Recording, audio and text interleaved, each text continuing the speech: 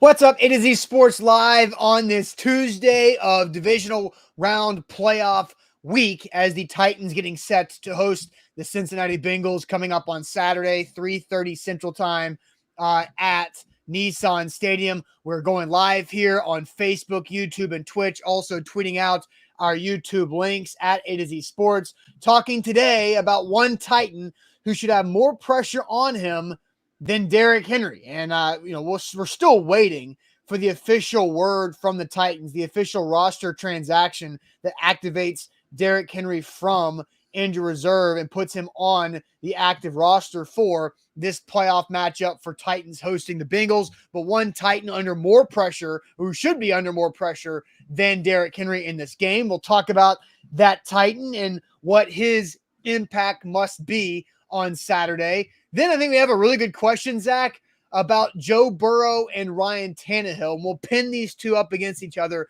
the two quarterbacks in this game. We'll pin them up against one another in the middle of the show. And then it is Tuesday, which means Tuesday Sports Trivia. Looking forward to that as we are still riding a heater on Tuesday Sports Trivia as we've entered the new year. So, Zach, welcome in. We were. Jack and I did trivia last week, and we got 4 out of 11. So what's up with that? I mean, I'm not there for. I missed one trivia, and it all goes to hell. Well, we did a new technique. We did the form that I told you about before the show. Yes. And let's just say they were tough. Well, yeah, we had a viewer who sent in trivia quizzes for us, which I think is awesome. And I know you guys did that last week, but I missed one trivia and it all just goes down the drain. So, yeah, we'll have to recalculate of where we are.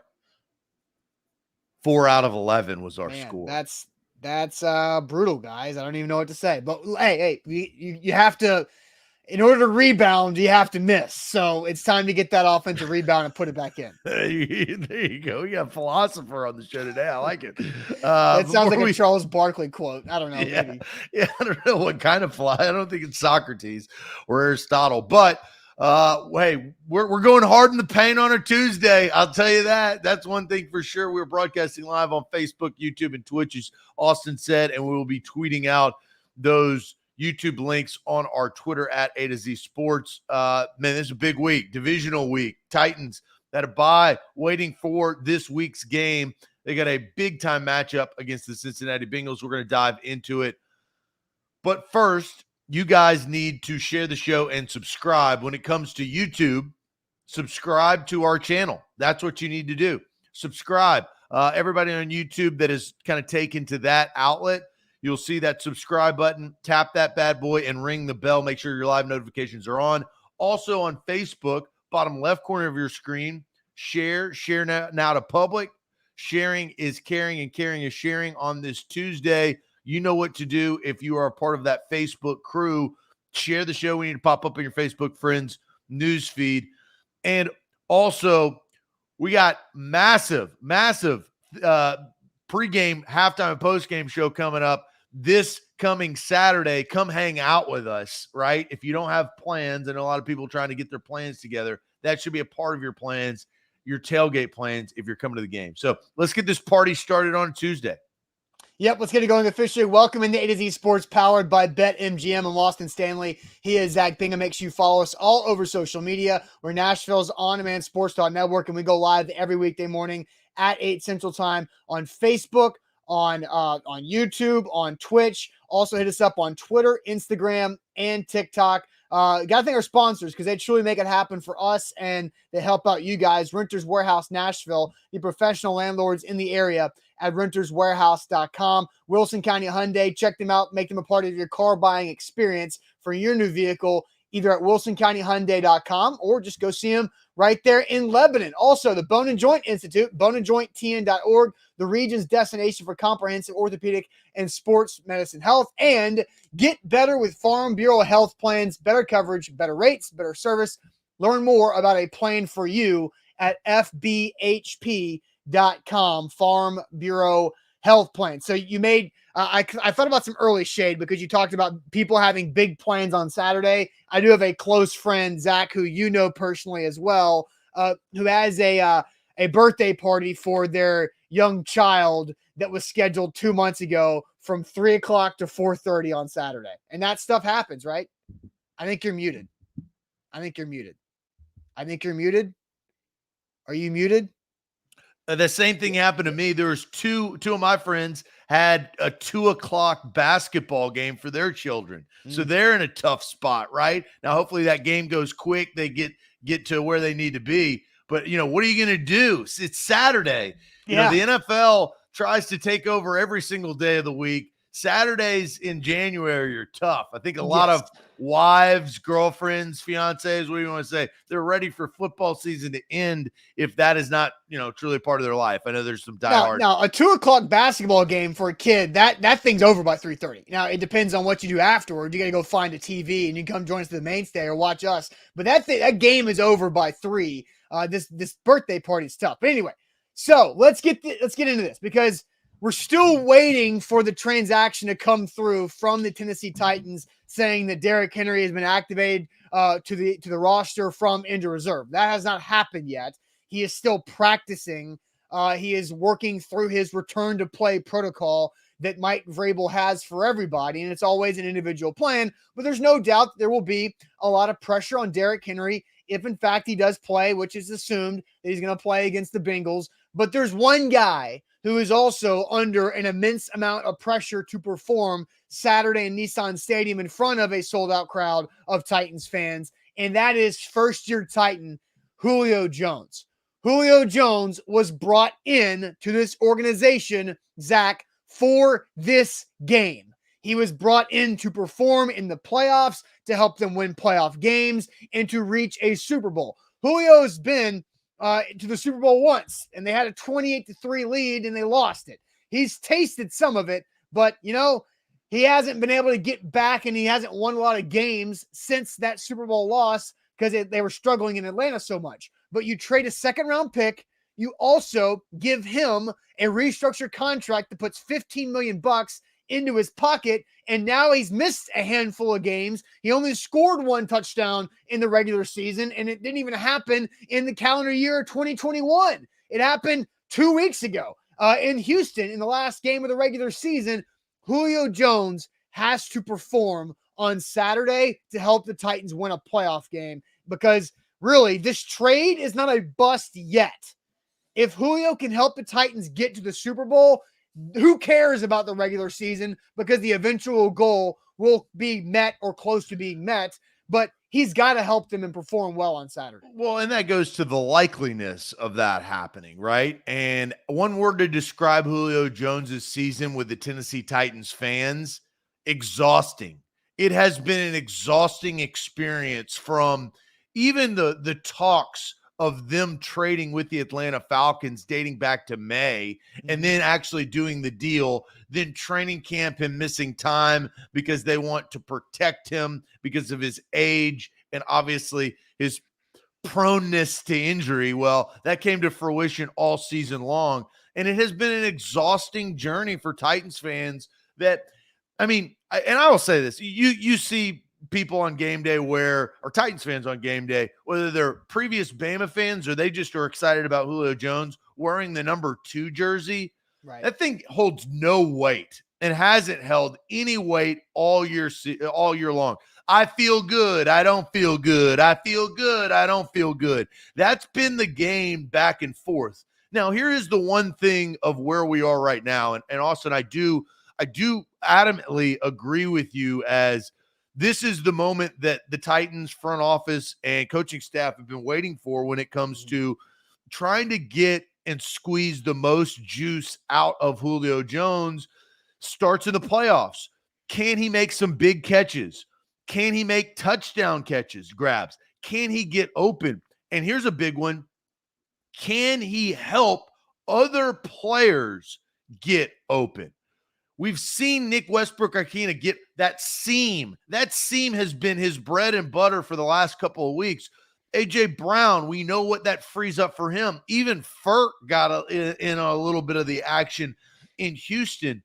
If he can do that, but also be productive on the field, and I have one thing that I expect Julio Jones to do this playoff season. Now, I hope this playoff season is not just one game for the Tennessee Titans, and it's more than that. But he has to accomplish one thing, in my opinion. He was brought in for many reasons, Austin, right? I mean, for what he represents, for the juice, because of Derrick Henry and A.J. Brown and their friendship, camaraderie, bringing this offense as a whole together, replacing the lack of tight ends because of Jonnu Smith's exit. I mean, all of these things have kind of compiled on one another. And now we're here at Judgment Day. You said it, $15 million gone out of Amy Strunk's pocket and right into the nice wallet of Julio Jones. I assume he's got a nice wallet with $15 million. Put up or shut up. That's what this is. It's put up or shut up time for number 2 to come in a New Jersey. Everybody associates the Atlanta Falcons with Julio Jones. How can they start to change their mind when tens of millions of people will watch these games and will watch on Saturday to say, wow, Julio Jones is the real deal still, even post 30. Yeah, so a couple comments from you guys, and then we'll get a question in here to get more comments. Here, Jonathan says, can Julio handle it? That's a good question. Nike says, Tannehill also has to hit Julio. He missed a few passes to him the last week wide open. And G-Man says, can Julio be targeted? Because we've seen several games where Julio's been open but hasn't gotten targets, or he's been on the field playing snaps and hasn't been targeted. Like, example, the first half of the Pittsburgh game when it took almost the entire first half to throw him the damn ball. Now, they did it. They threw him the damn ball in Houston in Week 17. Robert saying that NWI took over Ferkser's role down the middle. That's definitely true. Nas says that this game is going to be more about the defense. Look, we've got a lot of days. We got all week to talk about this matchup. So we're taking it piece by piece. And today we're focusing on Julio Jones. So let's ask this question, Zach. What's the minimum stat line Julio Jones must have for a Titans win over the Bengals? All right.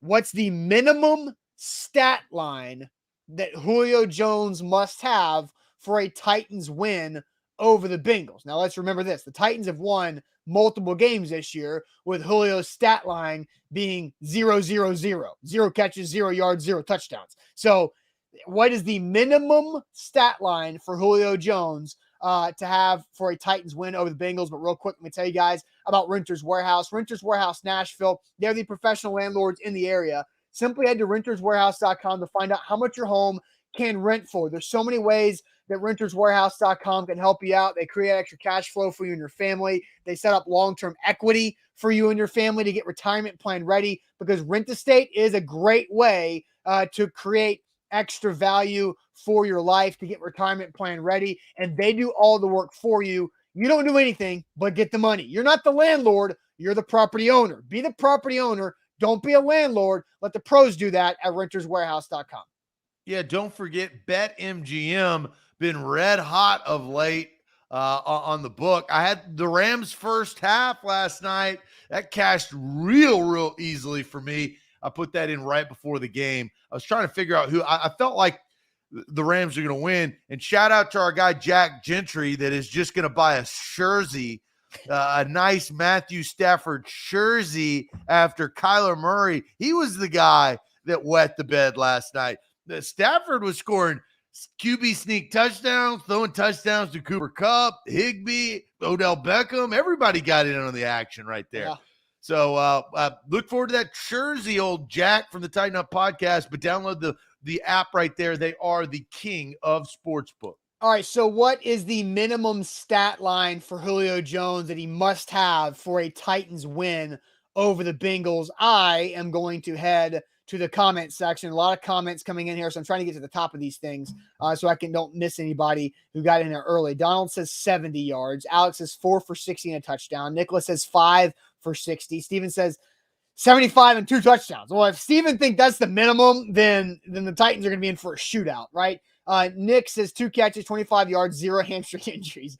That's the most realistic one I've seen from Nick Ewing on YouTube. Ramon says 9 for 123 and 2 touchdowns. I think you guys are misunderstanding the word minimum.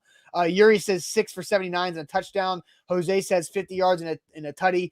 Josh was 5 for 65 and a touchdown. John saying 6 for 120, just hoping. Marquise says 3 for 50, 5 for 60 to 80 yards from Eric, 5 for about 70.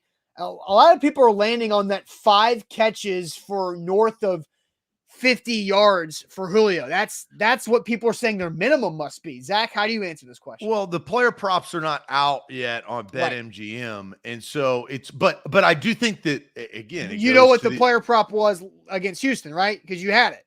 Yeah, well, it was 49.5. I thought it was 29.5. Or yeah, it was 29.5. I Yeah. guess 49.5 was earlier this season. So 29.5. So that tells you. I mean, that tells you everything you need to know. I Yes. place a lot of bets, I'll be honest. So I kind of forget which bets I place. I win and move on. That's what you got to do. And when you lose, you got to move on. You can't dwell, So if that was 29 and okay, so that kind of makes me think a little bit more. I would say my over-under for this question, I think his over-under is probably going to be closer in the high 30s, maybe mid-40s range. I think I would kind of juice that up a little bit. I'll go 49.5. I think if he gets over 49.5 yards, that means that he is a part of the game. I can't sit here and say, oh, Julio Jones is the type of guy that can get Travis Kelce and Tyreek Hill like numbers or Jamar Chase like numbers and get 115 yards or 130 yards. He's not targeted enough like Matthew Stafford targets Cooper Kupp. Last time was a great example. If you watch that game, Matthew Stafford could not get Kupp involved. He had a drop early. They were talking about it on the Manning podcast. I now watch the Manning podcast. Screw those other guys. I talk ball, and if you got Dwayne "The Rock" Johnson, our future president at some point in my lifetime, I've called that BetMGM. I want you to make me be able to bet on that. So if you smell what The Rock is cooking, you would know that Cooper Kupp could not get involved early. But what did they do in the second half? They gave him easy targets. Now, Cooper Kupp is a different wide receiver than Julio Jones is, but that's something that Todd Downing does very poorly. Mm-hmm. He sucks at that. I'll just say he blows at that. He cannot get the guys who have to get involved, because I think if Julio Jones does get a part of this game, everybody kind of raises their level because it's a surprise. And what do we talk about, the trickle down effect? If Julio's involved, if that man has 50 yards, AJ Brown's going to get his, Ferkser's going to get his, God knows the king in the backfield's going to get his. Now you're starting to have that offensive firepower that you're going to need against Cincinnati. So over 49.5. Now I'm actually thinking about betting this just because of what we're talking about. I will wait for the player prop to come out on BetMGM to see exactly what the line is, but that's where I'm at. I don't expect him to score a touchdown. The dude scored 1 all season. So that would be false expectations. 49.5 is my number. Okay. I think the BetMGM total will be lower than that. So you're going to go, and so we'll be like address 35, 36. I don't know, playoff game, but Henry's back. That's why we're not a bookmaker. I don't know. I don't know. Well, A to Z Sports Picks is coming up at 2:00. Maybe we should text Alan Bell and Brian Edwards and see what they think about what they would make that line. Anyway, okay, so you mentioned something about Todd Downing, that he hasn't done a good job of just getting guys the ball and getting them involved in the offense. And I think we've talked about this. I heard Blaine Bishop and Kevin Dyson. Kevin Dyson, by the way, is going to be on the Tighten Up podcast this week with Jack and Austin Huff. But Dyson was saying that it felt like they were just calling plays in the playbook, not calling for scheme or for player for a lot of the season, that they were, just dialing up whatever play they felt was right instead of going after the defense with certain players like they have in AJ Brown and Julio Jones. So I'm just looking at the cornerbacks for the Cincinnati Bengals. I think are suspect, especially when Eli Apple is a starting corner for you. Now, he's played better. He's played better this year, Austin. I've watched him. No, he has played better than he did in New York or New Orleans, because he was atrocious then. I guess he's only good when he's within this state of Ohio. I don't know. Maybe that's the case. But Eli Apple playing better, but he's still Eli Apple. And then you've got Awuzie there on the other side. I don't necessarily, those aren't name corners. Mike Hilton's a good slot guy, but Mike Hilton's also undersized. And I think AJ and Julio can take advantage of their physicality with really all of their corners. So I think my minimum impact for Julio Jones, look, I think 4 catches is probably about right. But the most important thing for me, I want 3 first downs out of Julio Jones. 3 first downs. Whether that's a 3rd and 3 that gets 4 yards, I don't give a damn. Just convert the 3rd down or move the sticks 3 times if I'm Julio Jones. Because this game is going to be, I think the Bengals will score some points early. I just think Joe Burrow is that dangerous. And based off of what we saw him do to a different Titans defense last year, Joe Burrow's better than he was last year. I think Burrow's going to be able to score some points with the offense they have. They've been doing it all year.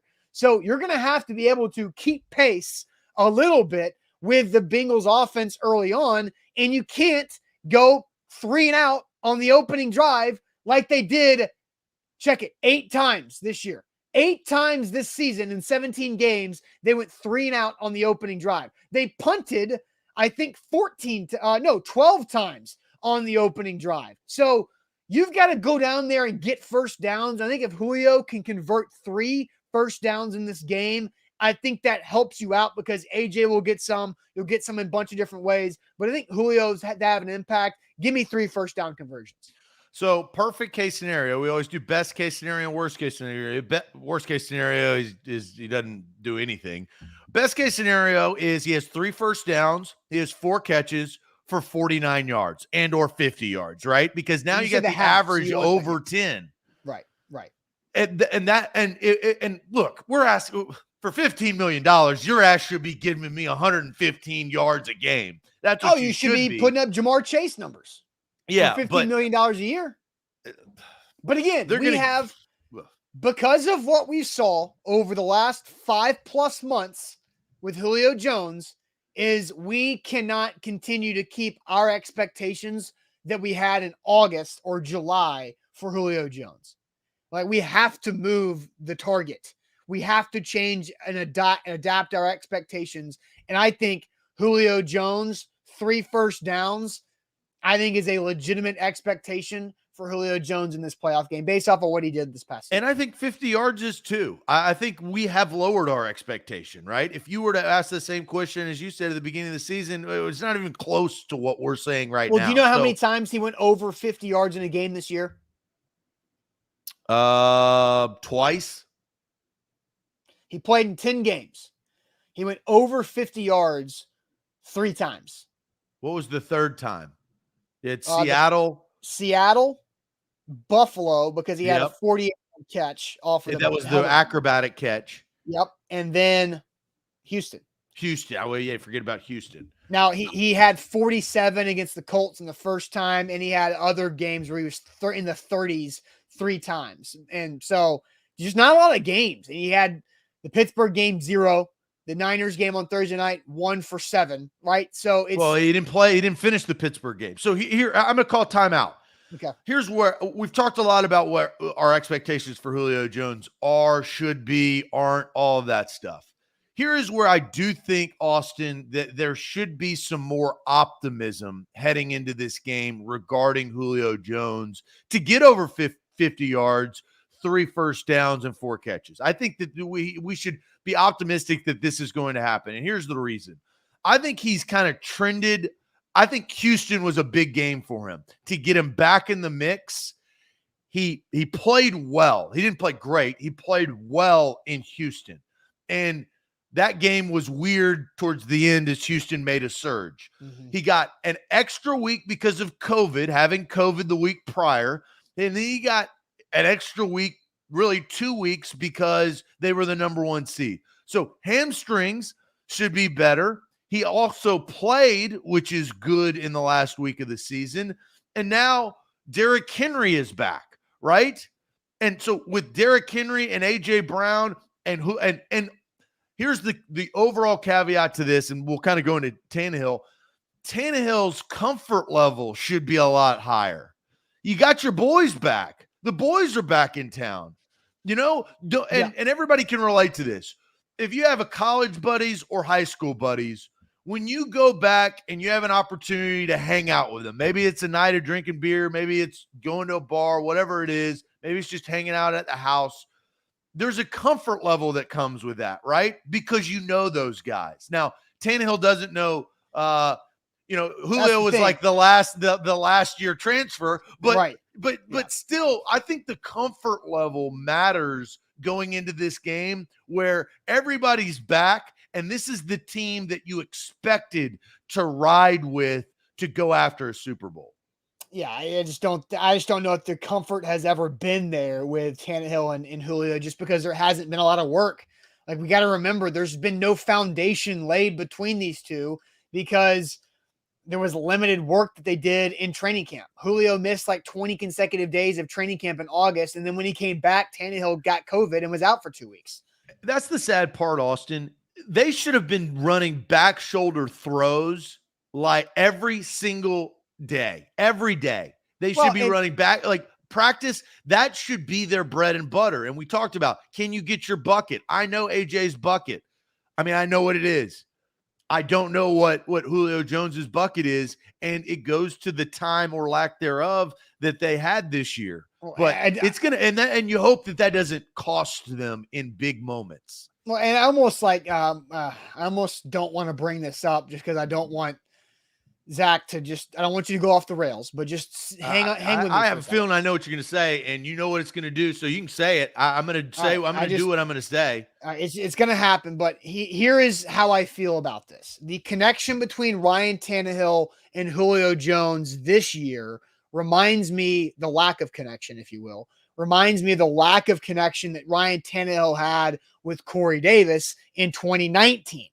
Then the next year in 2020, they had a much better year together because they had the full offseason. When Tannehill entered in 19, he wasn't the starter. He wasn't getting the reps. They didn't have that foundation laid. They laid it in the offseason of 2020 and had a good year together in 2020. Now, with Julio Jones, there hasn't been that foundation laid here.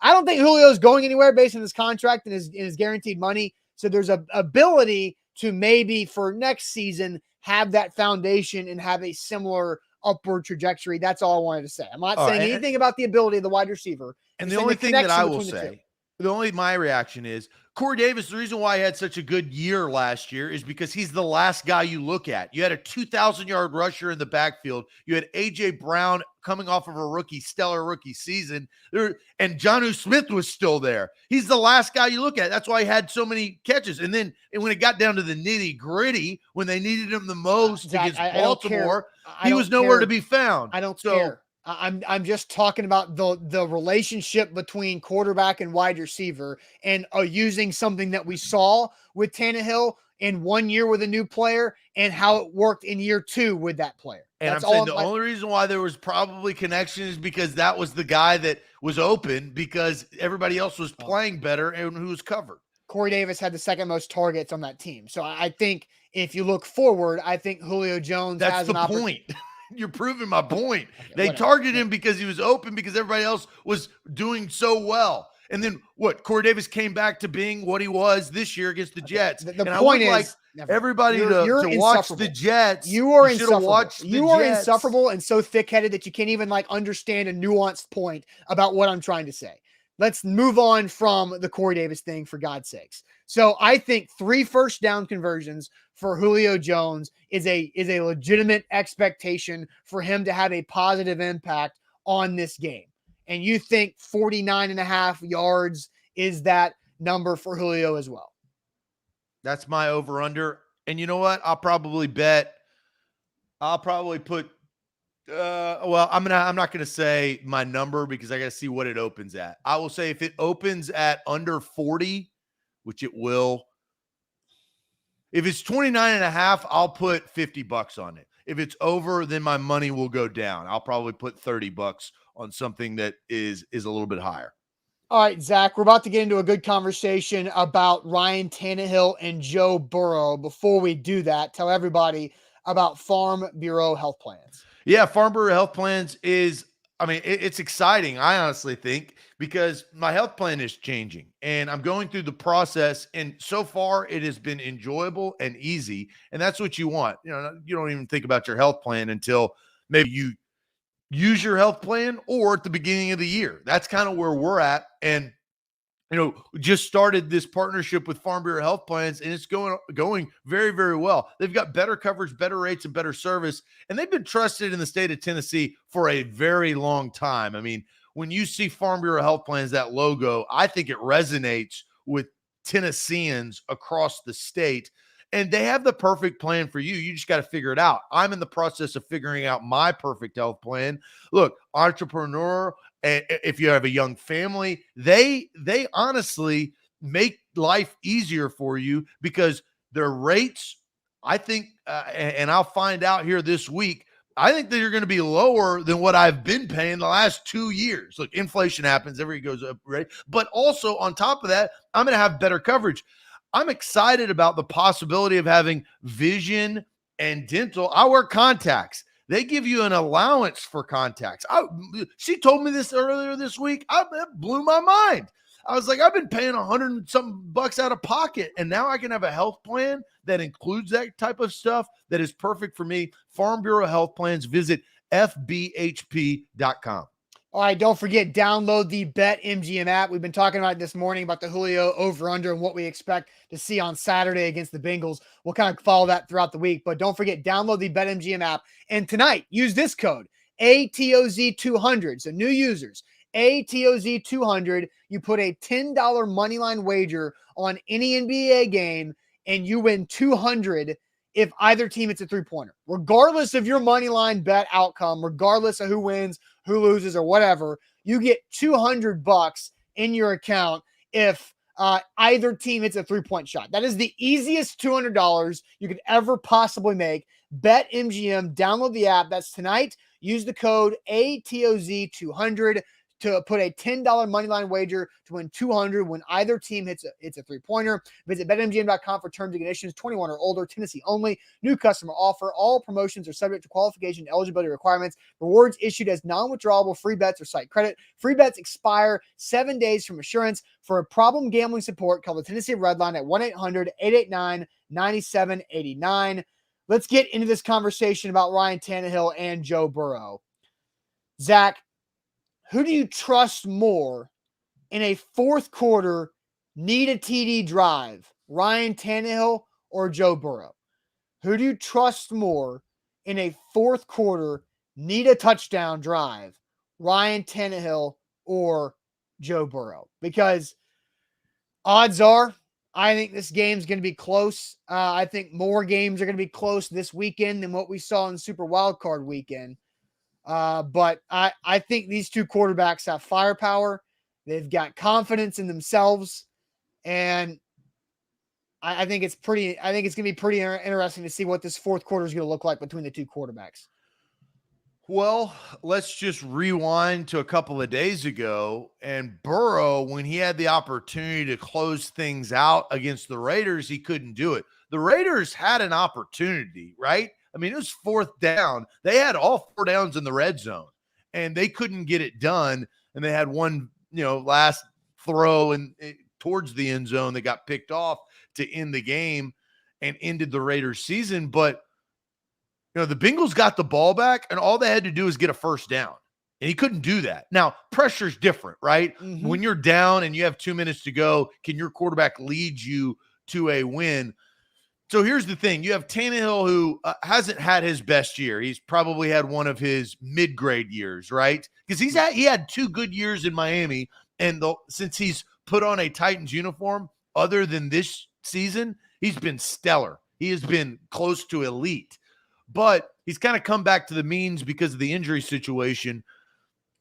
I think Burrow, my only issue with Burrow, I believe in the throws that he made. I mean, you saw that seam route. Oh my gosh. I mean, you put it to where it needs to be. He can do that. And he finds Jamar Chase, which I think is big in clutch situations. Also has Joe Mixon as a safety net out of the backfield. That always helps in 2-minute situations when it comes down to the wire. But can he do it on the road in pressure? in this particular question, are you asking me? I assume the question is designed for this particular game, Bengals at Titans, correct? Yeah. I think that the crowd would get to a young Joe Burrow, either the crowd or the defensive line. I think the defensive line is more likely to get to Joe Burrow than the crowd. I think Joe Burrow is as cool as it gets, and I don't think that dude feels pressure. He's never been in a divisional playoff game on the road. That I think you're right, but again, you ask NFL players all over the country, when the playoffs happen, there's a whole different mystique. Does he benefit playing at home last week in a first playoff game? Yes, he does. But I expect, and I know this is going to be crazy if I told this to a random NFL fan, I don't know, in Oregon. Man, I think Nissan Stadium is going to be a ruckus. I think it is going to be Stadium loud. I mean, speaking of Oregon, I think it could get to that level. I think that these fans are juiced. I think they've done a really good job of not selling to the opponent. You know, Bengal fans, if they were playing the Steelers or the Chiefs or the Bills, like possibly those two teams next week, then I think they seep into the stadium, right? They find a way to do it because there's more of them. For Bengals fans, this is new territory. I take Tannehill, and I'm kind of surprised that I am, because I like Joe Burrow. He has a likable feature, old cool Joe with those glasses. But I think that because of his inexperience, and I think Tannehill, here's the last thing I'll say, Austin. I think Tannehill has a lot to prove, not only about his career, but what happened last year in the wild card game. I mean, we had this situation that we're talking about. Titans could go down and win the football game, and Tannehill crumbled and threw an interception because Khalif Raymond got, I don't know, hip checked by Marcus Peters, whatever you want to say. Pick, didn't matter. They lost the game. So I think there's a redemption factor. I take Tannehill. And we've never seen Ryan Tannehill succeed in the playoffs with the Titans in this situation. Now, Joe Burrow has never been in this situation, right? To need a touchdown to win the game in the fourth quarter of a playoff game. We saw, like you just mentioned, Tannehill couldn't get it done last year in the wild card round. He could not do enough to stay with the Chiefs in the AFC Championship game. And that was then the first time, though, last year he was in that spot, right? Right. Here's the ball, go get a touchdown. Because the two playoff games the two playoff wins that Tannehill has been a part of in this organization, he has done the work in the first quarter and early to get leads. And so like Joe Burrow on Saturday, did the work in the first half to get the multi-score lead.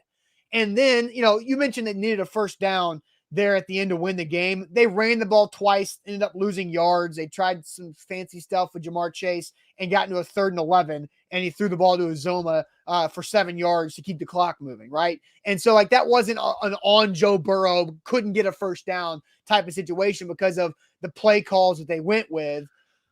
An elite quarterback, 3rd and 11 is not daunting. For Joe Burrow, it is. That's the difference. So I also answer Tannehill with this question because of the experience factor and the setting of the game. Being in Nissan Stadium, I think is a big deal, right? Now, there is something interesting that I've seen. I think there's a trend for both of these quarterbacks, and it's going to give on one side. I don't know which side, but Tannehill's last 3 games, 7 touchdowns, 0 interceptions. Joe Burrow's last 5 games, including that playoff game, he's got, how about this, 13 touchdowns to 0 interceptions in his last 5. So 7-0 for Tannehill in his last 3, 13-0 for Burrow in his last 5. Which one of these guys commits a turnover to crush their team? Makes the mistake. Right? And the Titans defense is better than the Raiders defense.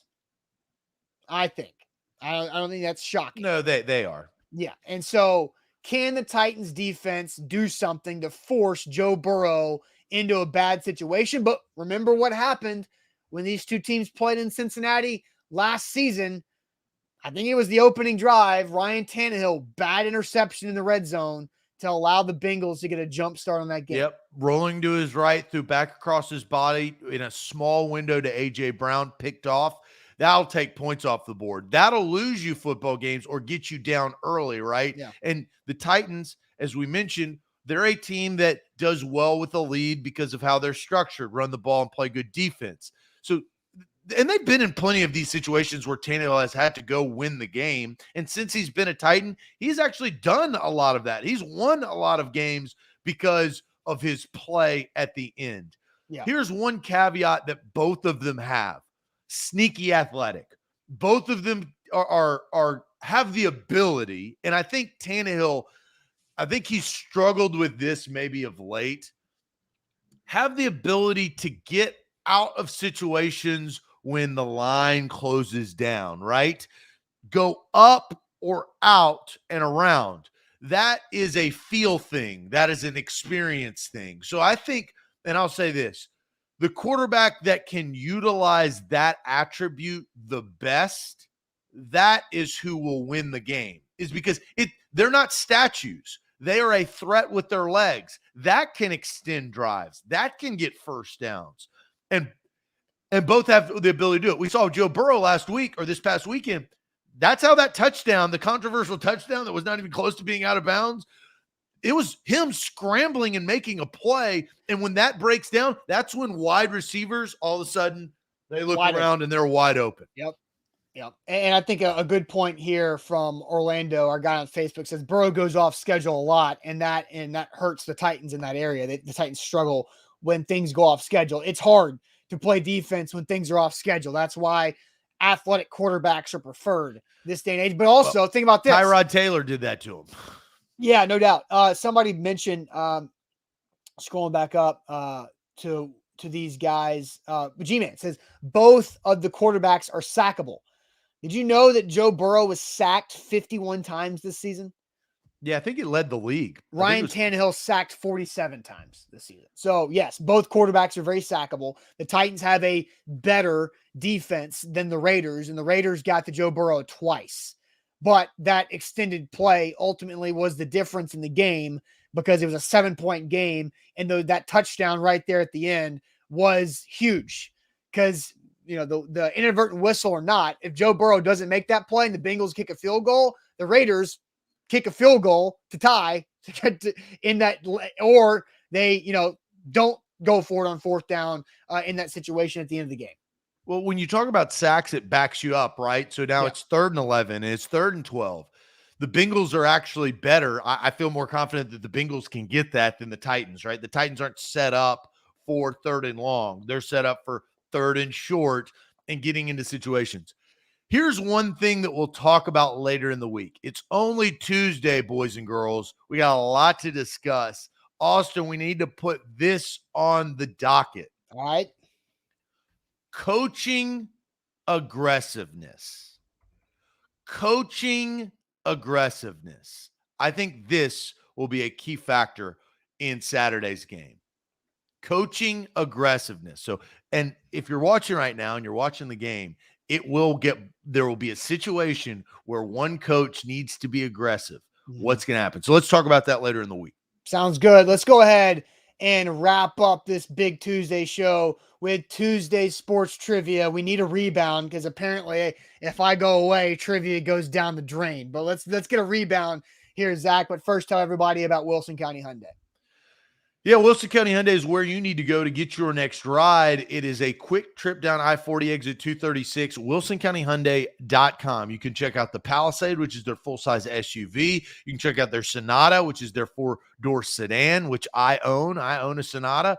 And they have tradable features. If you've got a Hyundai or a car that you need to trade in to upgrade, they will take a look and give you value for your car. So Wilson County Hyundai, again, it's not downtown Nashville, which is actually a benefit because those prices are jacked up. I always give the reference of a Broadway beer and an outskirts beer, right? That's the difference. So I would go to the outskirts, and obviously no drinking and driving, but if you're going to get a new ride, go to wilsoncountyhyundai.com. You can get a great price with Payne Bone and his team.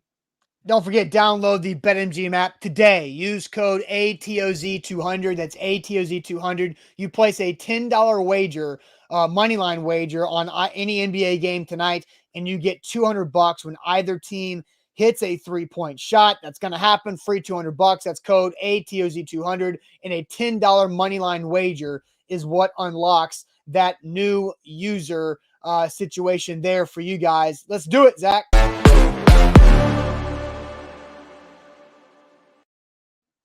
Time for Tuesday Sports Trivia, Zach. Let's get this thing rolling. Yep. Tuesday Sports Trivia. This is Titans themed. So what I'm going to do, I've got about 25 questions, but I'm going to have to pick and choose because some of them are easy. Like, what is Steve McNair's number? It's 9. Okay. So we're going to go through, and there's going to be some difficult ones because it also dates back to the Houston Oilers, right? So you're going to have to know not only, team history, but you're going to have to know new history. So let's start with this question. Who threw the first touchdown pass in team history? This is Titans/Oilers trivia. Who threw the first touchdown pass in team history? Oilers counts? Yeah. So we're talking like 1960. Correct. So I say it's not going to just be and there's no multiple choice. Roy says George Blanda. I was going to say George Blanda. That's what I was going to say, George Blanda.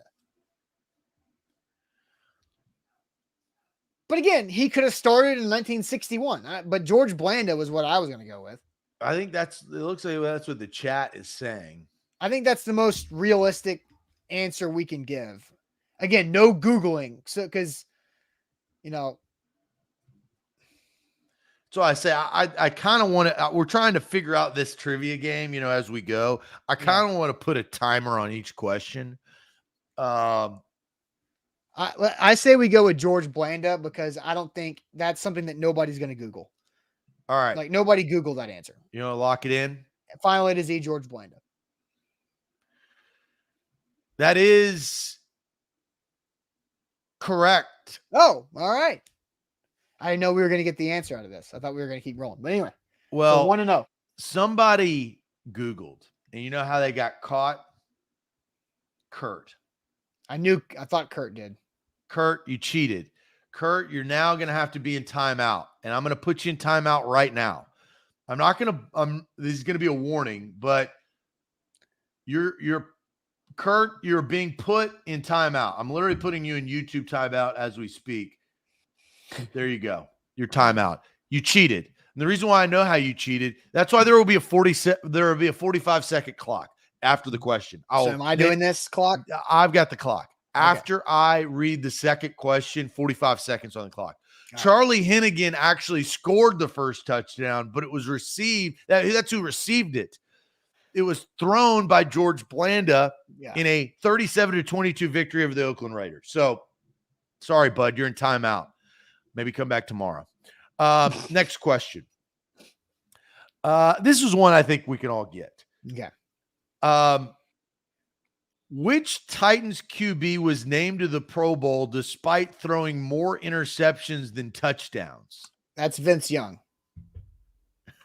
Because he was like the third or fourth alternate in 2006. It might have been his rookie year.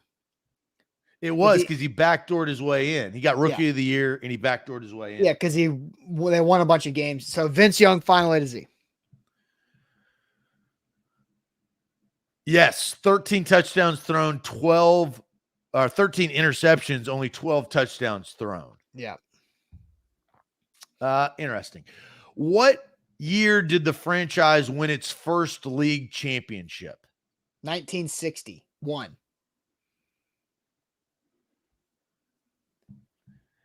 What year did the franchise win its first league championship? The clock has started. So it's either 1960 or 1961. Now, how they define league, is it division? Because I know the Titans won back-to-back divisional championships since I think it's 1960. What year did the franchise win the first league championship? I don't know what league means. They played in a league back then that no longer exists. I'm going to go with 1960.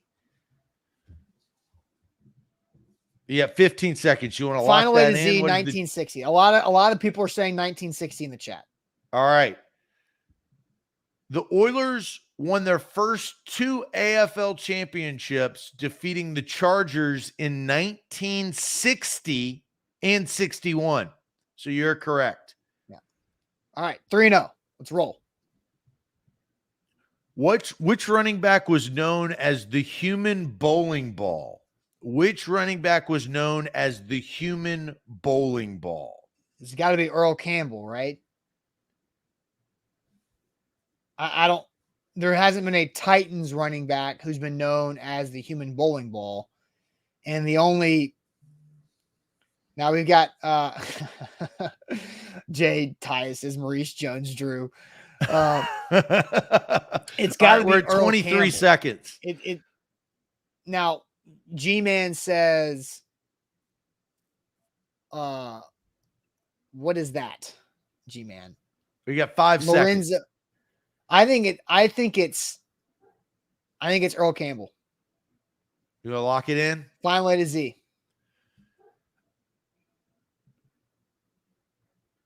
That is incorrect. Who is it? One of the most popular figures in the early days of the AFL was Charlie Toller.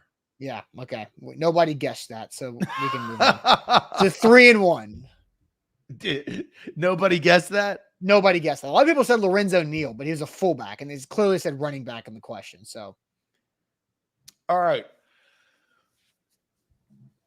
Let's see here. Who holds the franchise record for interceptions? Who holds the franchise record for interceptions? Clock started.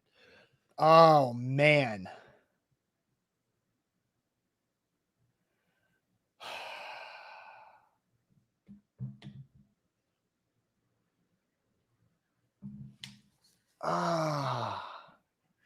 Kevin Byard's like top 5. Like Michael Griffin? No. Caught, like interceptions caught. G-Man says Ken Houston. I got some Samari roll. It's somebody from the Oilers. I think Ken Houston because it's an older name.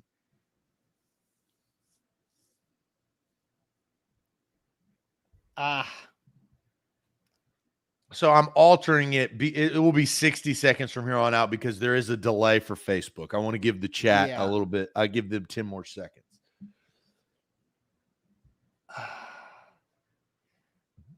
Finnegan, man, I don't know. The chat's all over the place. All right, time's up. What are we going to submit? Ken Houston, Final A to Z. The correct answer is not Ken Houston. It is Jim Norton. Number Gary 43 was the first jersey retired by the Oilers, acknowledging his club record 45 career interceptions. Mm-hmm. Mark Jones, all caps. It's Griffin. No, I knew it was not Michael Griffin. It was somebody who I knew it was somebody who had their jersey number retired, and 31's still out there. So what are we? 3-2? 3-2. 33 is still being worn. All right, next question. Yep. Which Super Bowl record did the Titans set in Super Bowl? What did they play? 34? 34. Yeah. Could you not read the Roman numerals? Which Super Bowl record did the Titans set in Super Bowl 34? Fewest punt returns gained, or fewest punt return yards gained, most rushing yards by a quarterback, fewest turnovers, or all of the above? What? I'm starting the clock. Which Super Bowl record did the Titans set in Super Bowl 34? Fewest punt return yards gained, most rushing yards by a quarterback, fewest turnovers, or all of the above? I know McNair did do the rushing yards. I know that's a fact, but I don't know about the other. Fewest punt return yards gained or fewest turnovers? Fewest turnovers is zero. So it's got to be rushing yards by a quarterback. They can't set a Super Bowl record and be the first team in 34 games to have 0 turnovers. That's BS if it's all the above. So I think it's got to be rushing yards by a quarterback. What's the chat saying? We have 10 seconds. Rushing yards or pick all the above. I just think if we pick all the above, then throw out the fewest turnovers, because there's been somebody who's had a Super Bowl with 0 turnovers. Well, they could have that record and be tied. But the questions set the record, right? Yeah, it says so. set. That's BS. I say it's got to be. Tank all right, says go with all up. What's our final answer? Rushing yards by a quarterback, final A to Z. That is incorrect. Is it all the above? It is all of the above. Throw that out. Throw that in the Steve trash. McNair rushed for 64 yards on 8 carries. The Titans and Rams combined for 0 turnovers. That's the record. And the Titans had a -1 punt return yards in the game. That's BS. That is BS. BS. Because it was the Titans, not Titans Rams combined. That's bull. Well, they helped set it. That's BS. I think that's complain, BS. But it counts. I hate that. We're 3-3. Reluctantly 3-3. That's ridiculous. God, this is but where's Jack? Not doing much better. All right. Buying his jersey. Yeah, I mean, in his Stafford jersey. All right. In how many of quarterback Vince Young's 6 NFL seasons did he throw more interceptions than touchdowns? In how many of quarterback Vince Young's 6 NFL seasons did he throw more interceptions than touchdowns? The clock has started. So how many of his seasons? He had 6 NFL seasons. How many of those 6 did he throw more interceptions than touchdowns? Yeah, I think like 3 or 4. It can't be 6, right? It could. Oh my gosh. There's no way. 6 NFL seasons? Well, did he even like throw a touchdown with the Eagles?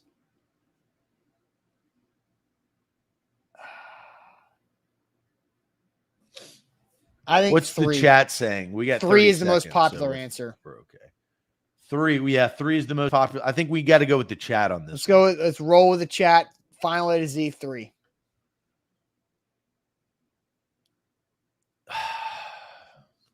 Vince Young was plagued by interceptions throughout his career, tossing more interceptions than touchdowns in 4 out of 6 NFL seasons.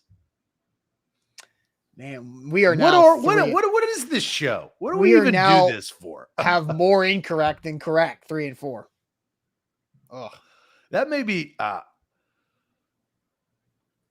right, we got to turn this thing around. All right, I still think we should throw out the multiple choice answer of the above. That's BS. But that's not going to happen. So, next question. What team did the Oilers trade quarterback Warren Moon to? What team did the Oilers trade quarterback Warren Moon to? So it's either the Seahawks, the Chiefs. What else did he play for? He played for the Vikings. Yeah, he played for those 3 teams? Seahawks is the only one I remember, really. He definitely played for the Chiefs. I think it's the Seahawks, though. Well, Eric and Brent and Scott say the Vikings, and so does Nick. So apparently the Vikings. I knew he played for all 3 of them. I just didn't know. I'm trying to find the order. So I say we go Vikings final A to Z. Oh, wow. That's what we're in on? Yes. Moon was traded to the Minnesota Vikings for 3rd and 4th round draft picks. Passed for over 4,200 yards in each of his first 2 seasons. There we go. All right, we're back even, 4 and 4. All right. Next question. Stop. Who scored both the Titans touchdowns in Super Bowl 34? Who scored both of the Titans touchdowns in Super Bowl 34? Eddie George. If it was both of them, I know he scored 1, so that has to be the answer, right?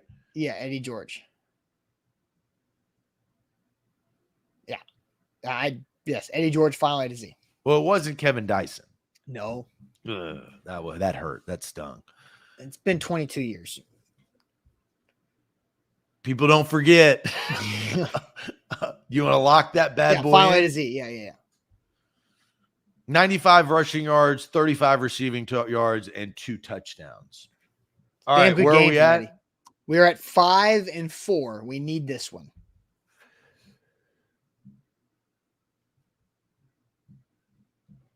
What was the Titans' most lopsided victory in history? What was the Titans' most lopsided victory in history? So this is, I mean, I think you can always point to the 59-0 game for New England, but this is in the history. Yeah. And that was a loss. Lopsided victory. Yeah, that was a loss. You're right. What was the Titans' most lopsided victory? Like, part of me wants to say the Jags. Ooh, Thanksgiving Lions game. What was that final score? Ooh, yeah. Now they beat the Cowboys on Christmas in 2000, 31-0. That's pretty damn lopsided. I think it has to be more than that. Have they won? It's got to be a 50. I mean, in the history of all the games, it's got to be a 50 in the 50s. Point differential? Lopsided victory. Yeah, I mean, I don't know. I don't remember. What was that Lions score? That was like 50. It was like 52-0. I mean, it was embarrassing. So, Noah brings up a point. We have 15 seconds. Let's go with the Lions Thanksgiving game. Actually, no, let's go with Noah. Let's go with Noah because Noah has the context of being. He has the context. Noah has the I'd rather go with that. Let's go with our guy Noah. Noah's all over the place. Noah watches us every day. Let's have Noah save us with this last one to get us to 6-4. Final A to Z, 55-0 over the Raiders. On September 9th, 1961, the Oilers, led by quarterback George Blanda to come full circle, defeated the Oakland Raiders 55-0. There we go. Attaboy, Noah. Noah gets the love of the show. There you go. I knew it was in the 50s. Noah. It couldn't have been in the 30s. That's huge. Hall of Fame comes into play when you visit. That's right. So everybody take your road trip to the Hall of Fame and maybe you'll help us out with Tuesday Sports Trivia down the road. 6-5? 6-4. 6-4, right. Better than 4-7, right? We were 4-11. We had a bonus question. So you answered 15 questions? Oh, I guess 4-11, excuse me. Yeah, 4-7. Are you sure you did the math right last week? Well, yeah, but Austin, you don't know. It was I shared my screen. It was a different. It was a whole different deal. That's fine. I'm just making because I said 4-7. You said no 4-11. I'm just making sure the math was done correctly because it's 4-11. Yeah, so that's why I corrected myself though. Okay, I'm just making sure. All right, guys. Nick says we need to go 16 questions so we can get 9 and 7. That's pretty funny comment. So what are we at? I have to go back and look because of being out last week. I'll have to figure that out. Because we went undefeated. I mean, we've overcorrected. Well, it's in the text between the two of us. It's just 2 weeks ago. And so I'm going to have to go back and find that because we text a lot. So I'm just going to have to scroll, but it's in there. I can figure this out real quick. How many questions did we get right in a row? We were at one point, we were 35-0. So 35. We got, we missed 11 questions out of 32, right? No, we missed 9. Yeah. So what is 35 plus 26? 35 plus 23. It's 23.